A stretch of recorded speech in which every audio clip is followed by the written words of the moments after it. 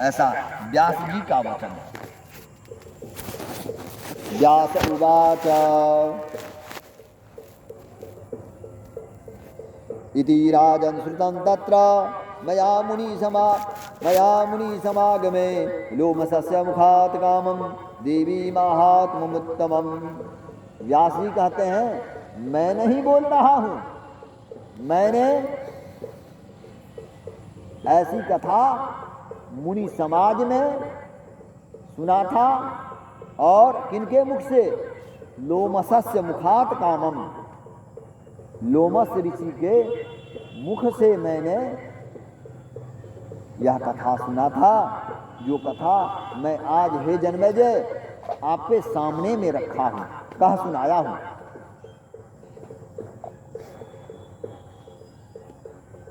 हम लोग भागवत पढ़ते हैं, भागवत के अत्ता भागवत के जो हम लोग श्रवण करते हैं उसमें षष्ठ स्कंद के प्रथम द्वितीय और तृतीय अध्याय में भगवान के नाम की महिमा का वर्णन और अजामिलोपाख्यान है।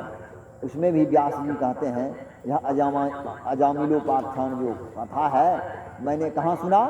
श्रुता मुनि समाजेषु। यह कथा भी नाम की महिमा मैंने कहाँ सुना? मुनि के समाज में ही सुना था। और कहाँ? तो लोमस ऋषि के मुख से ही जो है सो मैंने यह कथा सुना था। तो यहाँ माँ भगवती के भाव कुभाव अनख आलस हूँ, नाम लेत मंगलमय दिस हूँ। देखिए रामायणी जी आ गए तो हमको रामायण का चौपाई भी स्मरण आ गया। माँ भगवती का नाम स्मरण आप किसी प्रकार से लें, भाव से कुभाव से, अनजान में जान करके भी। जैसे आग है तो आग में जाड़े के महीने में, अब तो थोड़ा परंपरा कम हो रहा है, लोग पहले अंगीठी रखते थे बोड़ेस बना करके, मिथिला में उसको बोड़ेस कहा जाता है। उसमें लकड़ी उकड़ी गोईठा उठा डाल करके और अपने खटिया के नीचे रख देते थे। और कभी कभी मान लीजिए ध्यान न रहा और रात में फिर पेशाब लोग शंका यदि लगा, जब उठे और सामने में वो रखा है अंगीठी, उसमें पैर पड़ जाता है तो आप क्या करता है? निश्चय आप संस्पृष्ट हो धात्य भी पावता, आप अनजाने में भी अग्नि में पैर रख देंगे तो अग्नि का स्वभाव है जो वह क्या होगा तो जला देगा। उसी प्रकार आप अनजाने में भी भगवान का नाम अथवा भगवती का नाम का स्मरण करेंगे, फिर भी वह जो है हमारे उद्धार का कारण हो जाएगा। अभी आप लोगों के बीच देवदत्त का पुत्र सत्यव्रत के बारे में बताया, तो उसे यह ज्ञान नहीं था, लेकिन अनजान में ही सारस्वत बीज मंत्र ऐ शब्द का उच्चारण उससे हो गया। कोल सुअर को देख करके और सुअर को देखने के बाद वह दयार्द हो गया, ऐसा शब्द दयावश निकला। और माँ भगवती ने समझा अरे यह तो मेरे मंत्र का उच्चारण कर रहा है, माँ भगवती का यह मंत्र है। उसमें बिंदु अक्षर यदि एक जोड़ देते हैं तो माँ भगवती का जो है एक अक्षरी मंत्र हो जाता है। तो माँ जगदम्बा ने समझा कि मेरे मंत्र का यह तो उच्चारण एक बार कर लिया। उसी पर माँ भगवती इस पर प्रसन्न होकर के और उसे कविराज बना दिया।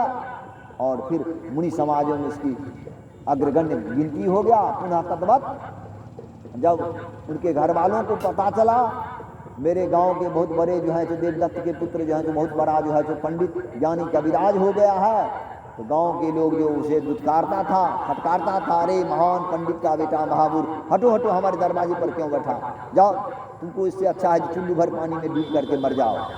सारे समाज के लोग पहुंचे उस जंगल में और मान सम्मान के साथ उन्हें जंगल से जबरदस्ती आदर पूर्वक पकड़ करके अपने में गांव में ले आया। आज नहीं, अब तुम हमारे गांव के इलाका का जो है सो मान और सम्मान को बढ़ाने वाला विद्वान है और हम लोग आपकी सेवा में जो है सो यहाँ प्रस्तुत रहेंगे। और वह फिर पुनः अपने घर आया गया और आनंद पूर्वक माँ भगवती का सेवक बन करके उनकी सेवा आराधना में लगा रहा और समाज का जो है सो कल्याण भी करता रहा अपने विद्याओं के द्वारा।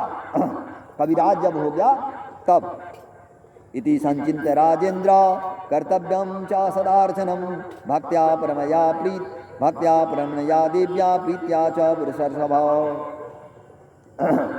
इति संचित्य राजेन्द्र कर्तव्यम सदार्चनम। अब व्यास जी कहते हैं हम लोगों को जो मनुष्य को इसलिए सम्यक अच्छी तरह खूब सोच कर विचार करके तर्क करके क्या करना चाहिए, तो निश्चित रूप से माँ जगदम्बा भगवती का जो है सो भक्ति करना चाहिए, और उसी भक्ति से जो है सो हम लोगों का कल्याण है। और उस कल्याण मार्ग को हम यदि चाहते हैं, अपना उद्धार चाहते हैं, तो जगदम्बा के चरण में हम लोग पड़ें, और उसी से हम लोगों का क्या होगा, उद्धार होगा। अब आज की कथा यहीं विश्राम देता हूँ। आप लोगों के बीच में हिंदी कथावाचक तो नहीं हूँ, लेकिन उसका लाभ